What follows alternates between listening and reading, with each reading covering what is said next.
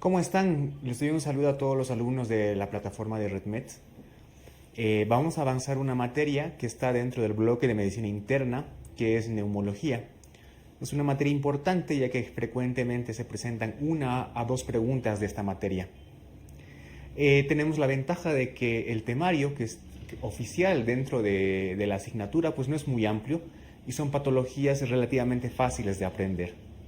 Por tanto, lo que vamos a hacer es una revisión de la asignatura, pero solamente de aquellos temas que están presentes en la convocatoria y de los que consideremos que son importantes para su aprendizaje. Dicho todo esto, vamos a empezar con la materia.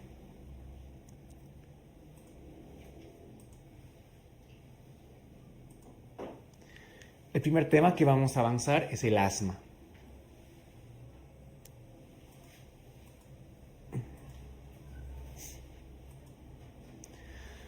Para empezar a avanzar el asma tenemos que hacer una definición de qué es esta patología.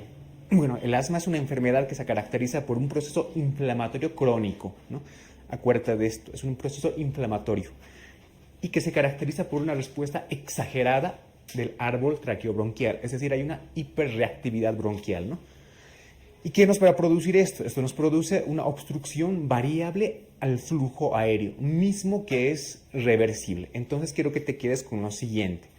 Es una enfermedad que se caracteriza por un proceso inflamatorio crónico. Hay una respuesta exagerada del árbol traqueobronquial, hay una hiperreactividad, ¿no? Y por lo tanto nos da una obstrucción variable al flujo aéreo que es reversible. Es una enfermedad con un proceso inflamatorio crónico, hay una hiperreactividad bronquial, hay una obstrucción al flujo aéreo, pero esta obstrucción es reversible.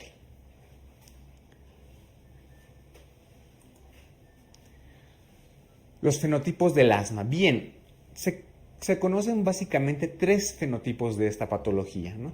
Los clínicos o fisiológicos, los relacionados con desencadenantes y los inflamatorios. Los clínicos o fisiológicos pues se dividen en asma grave, asma refractario al tratamiento, asma de inicio precoz, asma de inicio tardío y asma relacionado con la obesidad.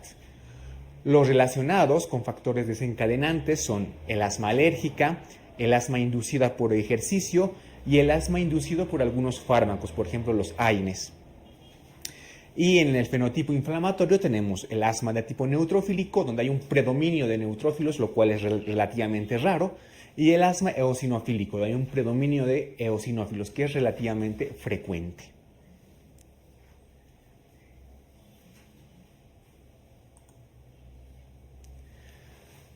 Los factores de riesgo y desencadenantes del asma. Tienes que tener en cuenta que factor de riesgo y desencadenante no es lo mismo. Un factor de riesgo es aquel que predispone a la persona a desarrollar esta enfermedad.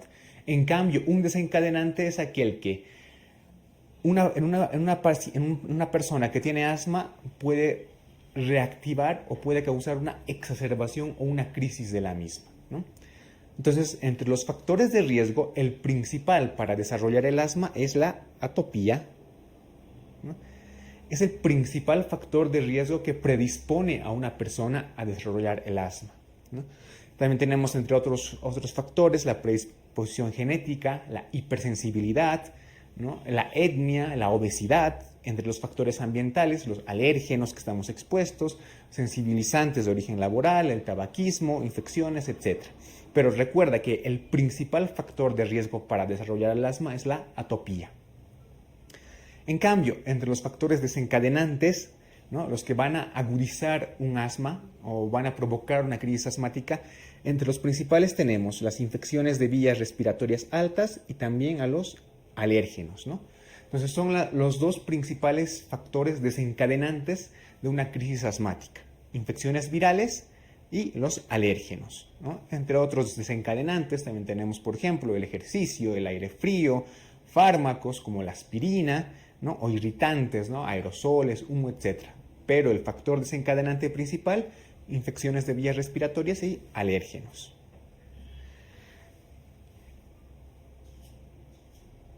Bien, habíamos dicho de que principal factor de riesgo para desarrollar el asma es la atopía. En base a la atopía tenemos dos tipos de asma, el asma intrínseca y el asma extrínseca. El asma intrínseca es más frecuente en adultos, tiene una historia familiar poco frecuente, es decir que los antecedentes de los padres generalmente son personas no asmáticas, ¿no? Y a nivel sanguíneo podemos encontrar una concentración de inmunoglobulina E normal. En cambio, el asma extrínseca, ¿no?, que es más frecuente en niños y que lo vas a revisar con más detalle en pediatría, es más frecuente en niños y adolescentes, ¿no? Relativamente con frecuencia hay una historia familiar de asma, ¿no?, de padres o algún familiar que tenga asma. Y la concentración de la inmunoglobulina E es elevada. Por tanto, recuerda, asma intrínseca es más frecuente en adultos, asma extrínseca es más frecuente en niños y adolescentes. Vamos a hablar un poco de la fisiopatología de esta enfermedad. Quiero que te quedes con tres conceptos claves. El primero, el que va a desencadenar es un alérgeno o otros desencadenantes, ¿no? Estos alérgenos o desencadenantes van a interactuar con unas células que se llaman mastocitos.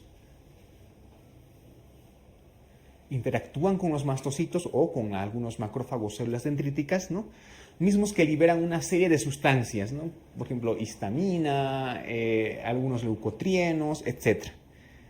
Estos van a interactuar a su vez con otras células como son los neutrófilos y los eosinófilos.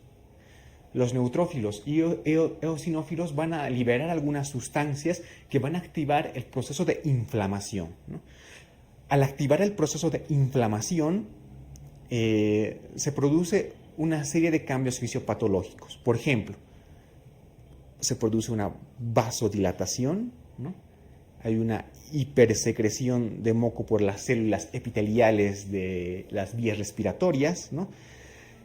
Y también se va a producir una broncoconstricción refleja, ¿no?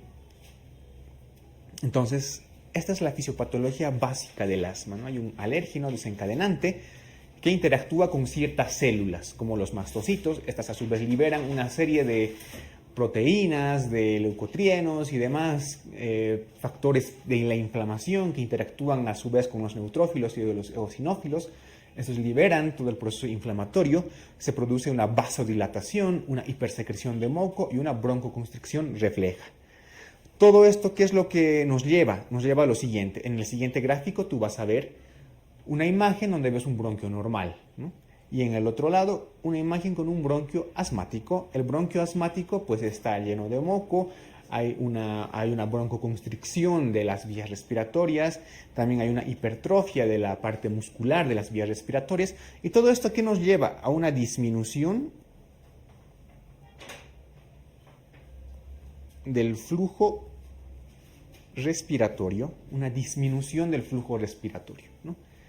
Entonces, como vamos a ver más adelante, ¿no?, todos estos factores desencadenantes nos llevan a una disminución del flujo respiratorio y por tanto espirométricamente a un patrón obstructivo. Anatomía patológica. Bueno, el dato macroscópico más importante, macroscópicamente, es la hiperinsuflación pulmonar. Ya microscópicamente y por anatomía patológica podemos ver que hay una hipertrofia de las células musculares bronquiales, un aumento de las glándulas y células mucosas. Entonces esto se ve evidentemente, ¿no?, por lo cual hay una hipersecreción de moco.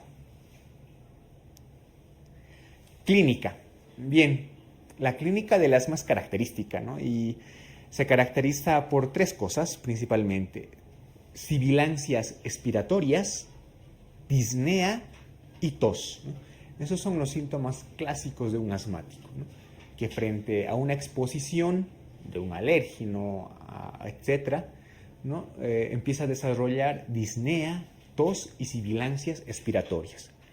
Sin embargo, pese a que estos tres son los síntomas cardinales, hay personas que solamente van a tener tos crónica como única manifestación clínica, ¿no?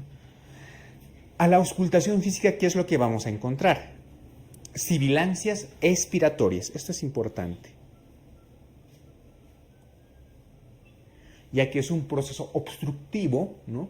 Por una limitación, una disminución del flujo aéreo, pues las sibilancias que se van a escuchar a la auscultación son de tipo expiratorios. En pacientes que se predisponen a una crisis asmática, por ejemplo, también podemos observar tiraje, uso de músculos accesorios, taquipnea, etc. Esto sobre todo en la crisis. El diagnóstico del asma. El diagnóstico del asma, una vez que tenemos la sospecha de un paciente que ha desarrollado clínica asmática, ¿no? Y que solamente esta clínica la desarrolla frente a exposición como alérgenos y demás, tenemos que realizar una espirometría. En la espirometría, el patrón que vamos a observar es el patrón obstructivo. Entonces recuerda que el asma es una enfermedad obstructiva. Bien, el patrón obstructivo de la espirometría se evidencia con dos cosas. Hay una disminución de la FEV1 y una disminución del cociente FEV1-CBF. Es decir, este valor va a ser menor a 70% o, como en otra literatura, menor a 0,7. ¿Sí? Entonces, el patrón obstructivo que tenemos que observar es una disminución de la FEV1 y el cociente FEV1-CBF menor a 70% o menor a 0,7. En la diapositiva, en la parte superior, tenemos una imagen de una espirometría, ¿no? Vemos que la línea superior es de un paciente normal, que tiene una FEV1 normal, ¿no? En cambio, un asmático, pues tiene disminuido este valor. Hemos dicho de que la enfermedad es reversible, por lo tanto, al hacer el diagnóstico espirométrico tenemos que demostrar esta reversibilidad. ¿Y cómo lo vamos a hacer?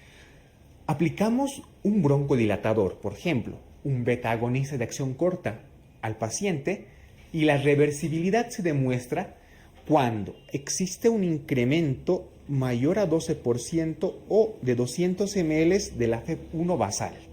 Es decir, yo tenía una FEV1 en un paciente asmático, ¿no?, que está baja, y administrándole un broncodilatador, esta FEV1 aumenta en 12% o en 200 ml, ya es un punto a favor para diagnosticar asma.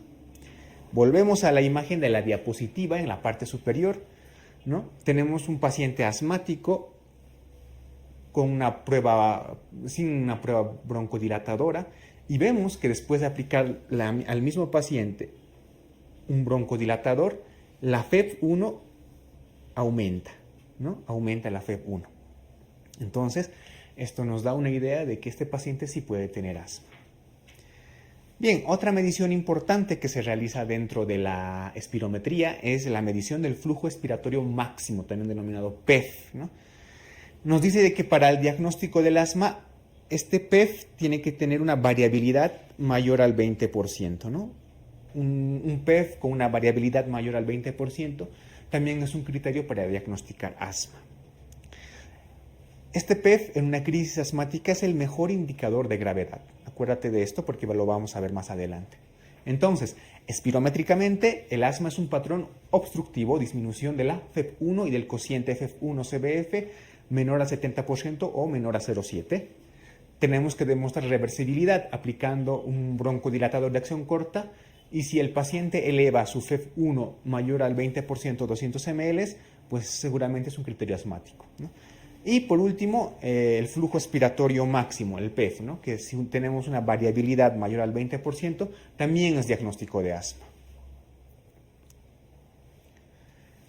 Otras pruebas diagnósticas. Podemos encontrarnos un paciente que tiene clínica o antecedentes de clínica asmática, ¿no?, pero en el momento en el que le realizamos la espirometría, puede que esta espirometría sea normal. Pero si tenemos antecedentes de atopía del paciente, ¿no?, o que ha sufrido alguna vez alguna crisis asmática, tenemos que confirmarlo. Una espirometría normal no descarta que el paciente sea asmático. Entonces, ¿qué es lo que hacemos? Realizamos una prueba de provocación bronquial. ¿Cómo lo hacemos? Podemos someter generalmente al paciente a ejercicio, pero actualmente se administra un provocador bronquial que es la metacolina. Se administra metacolina al paciente, ¿no? Y si existe una disminución de la FEV1 mayor al 20% basal después del estímulo, pues también es un criterio para diagnosticar asma. Es decir, un paciente con antecedentes de atopía y demás, que en la espirometría sale normal, yo le administro metacolina y después de administrarle metacolina, la FEV1 sufre una caída mayor al 20%, es un criterio para el diagnóstico del asma. Otras pruebas complementarias que podemos realizar son, por ejemplo, una gasometría arterial, ¿no? Que es el mejor parámetro para evaluar la oxigenación durante la crisis. Recuerda, la gasometría arterial es el mejor parámetro para valorar la oxigenación del paciente durante la crisis. ¿Qué podemos observar en una gasometría arterial? Por ejemplo, durante la crisis, hipoxemia y alcalosis respiratoria. El tratamiento del asma. Bien, para realizar el tratamiento del asma crónica y estable, ¿no? Porque vamos a hacer una diferencia. El tratamiento de la crisis asmática, aunque se utilicen casi los mismos fármacos, es distinto al tratamiento de un paciente asmático crónico estable. Entonces, ahora vamos a hablar del tratamiento del asma crónica estable. Entonces, el asma para fines de tratamiento se ha dividido en lo siguiente: un asma intermitente, un asma persistente leve, un asma persistente moderada y un asma persistente grave, ¿no? Que hay ciertos criterios para diferenciarlos, por ejemplo, la PEF basal, ¿no? Las crisis en el día, las crisis nocturnas y algunas otras características, ¿no? Por ejemplo, en el asma intermitente, la PEF basal tiene que ser mayor a 80%, síntomas diurnos tienen que ser menores a una semana, las crisis nocturnas tienen que ocurrir menos de 2 meses, menos de 2 crisis en 2 meses, ¿no? Un asma persistente moderada, por ejemplo, la PEF basal tendrá que ir de 60 a 80%, el paciente presentará síntomas diarios no continuos, ¿no? Y las crisis asmáticas nocturnas pues tendrán que ser mayor a 1 por semana. Entonces, en base a estos parámetros, ¿no? Podemos clasificar, como ya te he indicado, el asma para fines de tratamiento en intermitente, en persistente leve, en persistente moderada y en persistente grave. Es importante que te acuerdes muy bien de esta diapositiva. En el tratamiento del asma crónico vamos a usar los siguientes fármacos. Los beta-agonistas, que son de acción corta, como el salbutamol y el fenoterol, los de acción larga, como el salmeterol y el formoterol.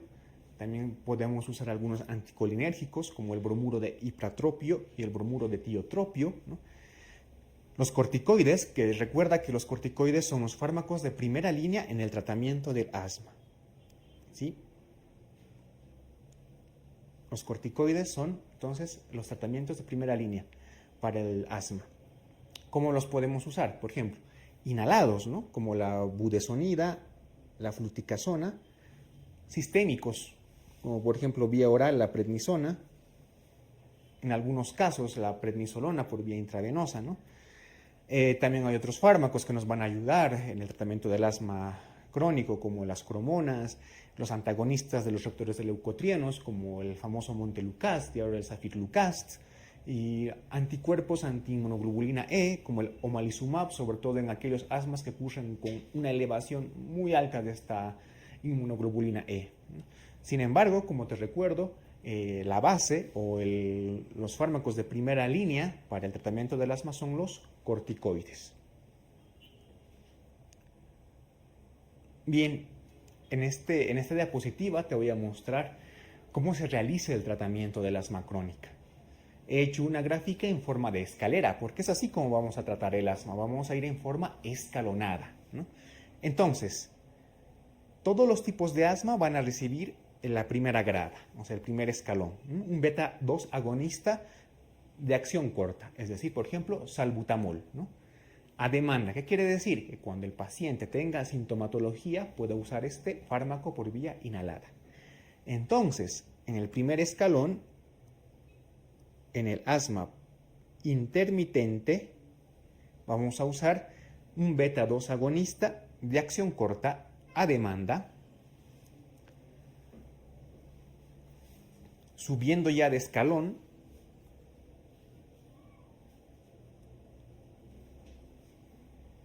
un segundo escalón, en el asma persistente leve, vamos a usar un beta 2 agonista también de acción corta a demanda, pero a esto le vamos a sumar un corticoesteroide inhalado a dosis bajas. Esto es importante.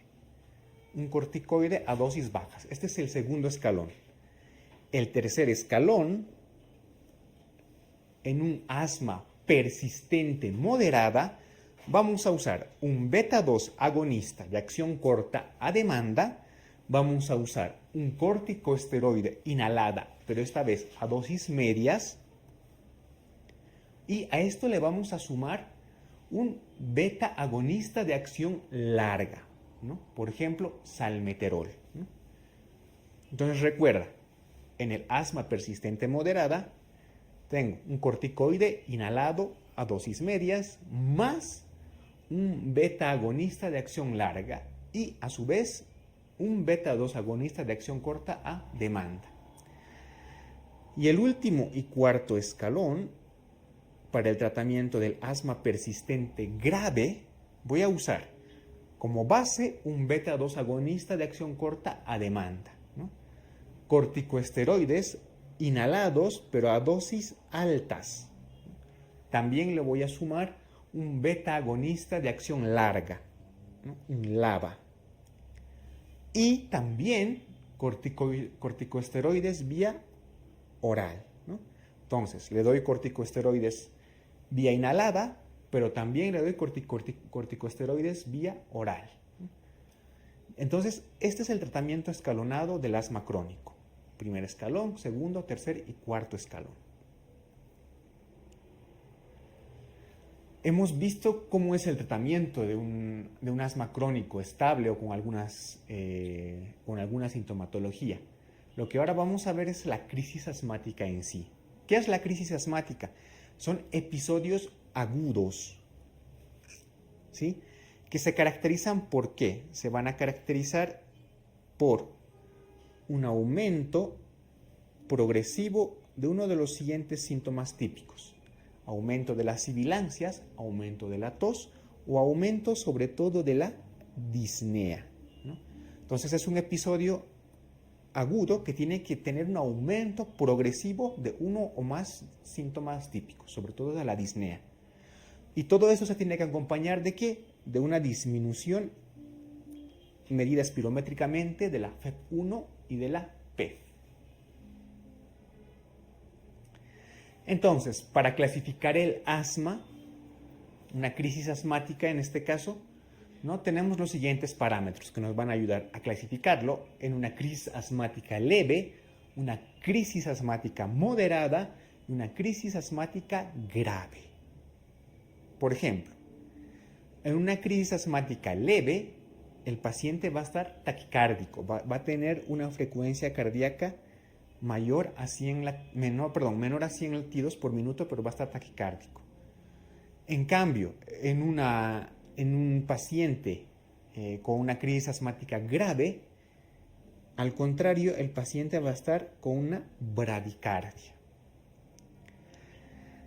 La frecuencia respiratoria, tanto en la crisis asmática leve como en la moderada, va a haber una taquipnea, ¿no?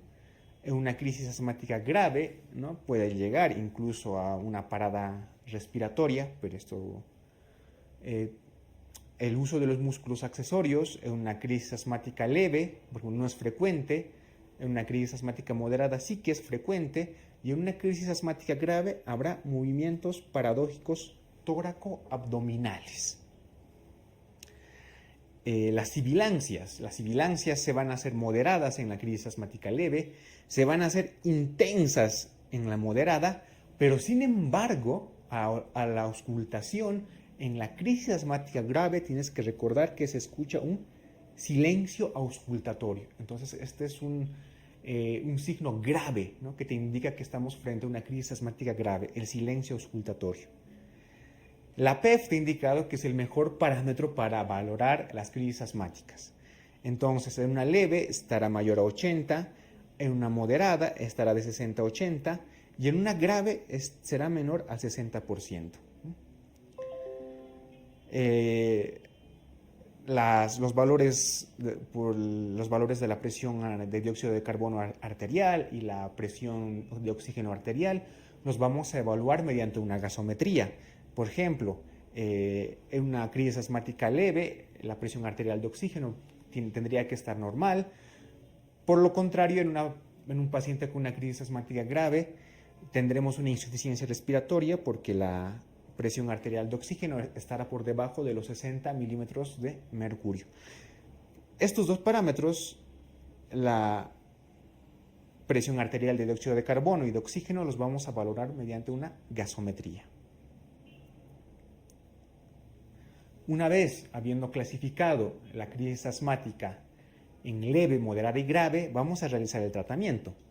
Una crisis asmática leve se debe administrar beta-agonistas de acción corta, ¿no?, por ejemplo el salbutamol, ¿no?, más un corticosteroide inhalado. Entonces evaluamos al paciente, ¿no?